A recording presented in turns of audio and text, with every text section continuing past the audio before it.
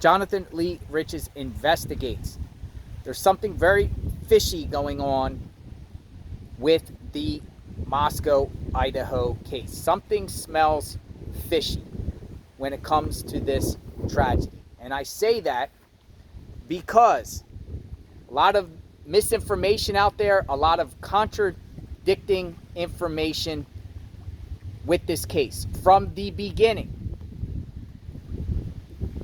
the probable cause affidavit is a lot different than what Moscow police were telling the public during the first 7 weeks of when this tragedy happened.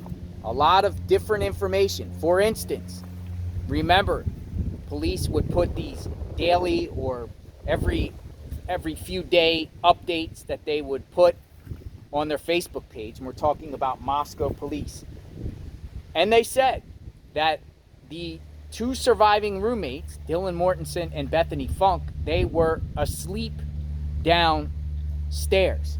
But that's not the case, according to the affidavit of probable cause submitted by Corporal Brett Payne with the Moscow police. Brett Payne says that one of the surviving roommates, Dylan Mortensen, DM, was not on the first floor, but on the second floor, and was awake when the stabbings occurred. She said, according to the affidavit of probable cause to the police, that she heard noises and saw a male figure in the home, bushy eyebrows. That's not what the police were telling the public. That alone is fishy. Something is very fishy about that. Then we have Bethany Funke, right?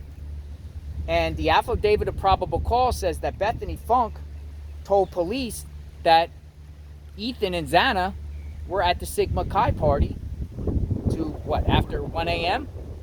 into the 13th after 1 a.m. But remember, at the time, police were saying they still don't know the timeline of Ethan and Xana. They were wondering about their whereabouts up to when the murders happened. So how could that be? When did authorities interview Bethany Funke and Dylan, where they say things different in the affidavit than what the police were putting out? Something is definitely fishy about that. Then we have the whole circumstances with Bryan Kohberger. We have, the white Hyundai Elantra that they were looking for. Model was wrong. They were in the months of December 2022 going east in towns like Kendrick area, all the way east Idaho. But according to the affidavit of probable cause, they had an idea who Bryan Kohberger was, it seems like, at the end of November. Something is definitely fishy. And now we're hearing that the Moscow County Commission allocates all this money towards Bryan Kohberger's defense team. How much money is going towards the prosecution in this case? If the defense team gets hundreds of thousands of dollars, maybe even $1 million, I'm sure the prosecution also gets that type of money. That's a lot of money dealing with this case. Something is definitely fishy. It doesn't smell right, like this water. I can smell the water from here. It's actually beautiful out here. Let me spin the camera around, by the way.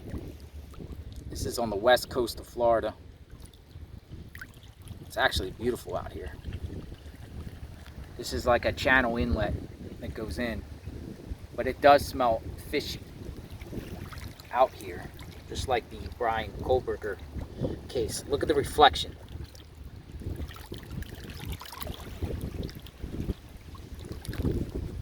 But it smells fishy out here, just like the Moscow, Idaho 4 case.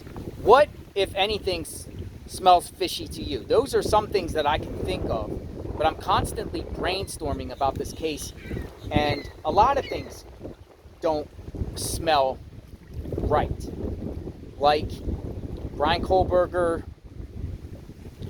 being in that area. Why did he choose that area? Now, there's limited information that's being put out because of the gag order. And the gag order, to me, smells fishy.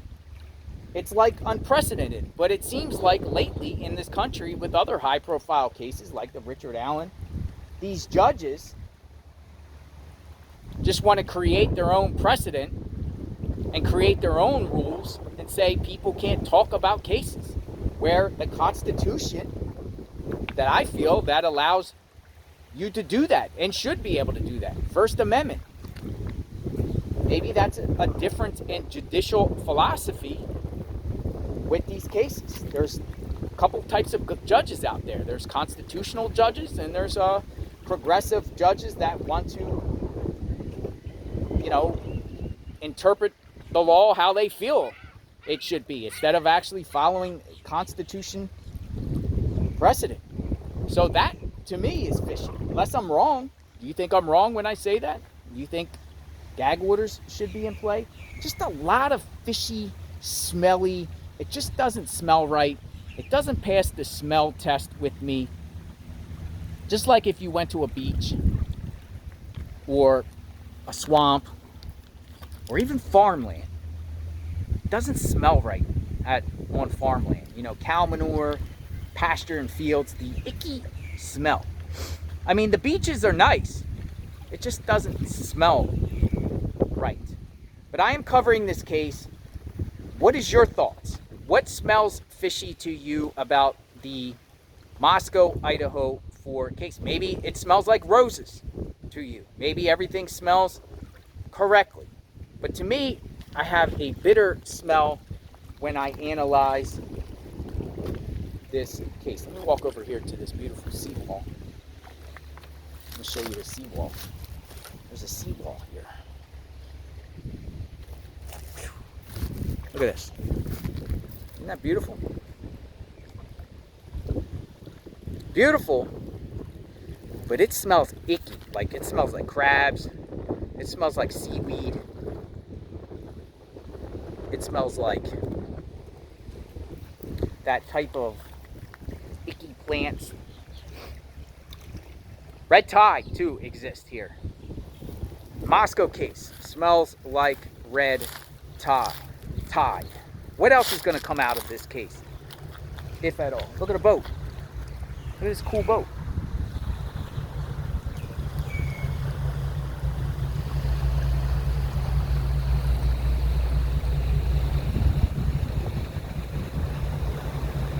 Now that's pretty cool.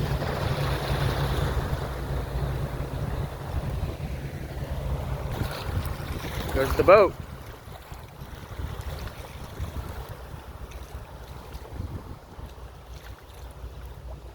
Oh, manatees. There's manatees in this area.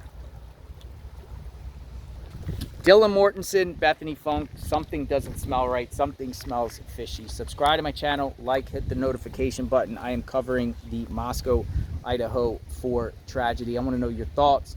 We'll talk soon. Check out my playlist. If you have any information that you want to share or a story you want to share about this particular case, email me. I'll leave my email in the description. I don't live far from here. I kind of come out here to clear my mind, though it does smell fishy. Can't beat the Florida sunsets. It's beautiful. If you haven't been to the west coast of Florida, I strongly recommend you come. Something smells fishy with the Idaho case. We'll talk soon. Justice for the victims and their families. Everyone be safe. God bless.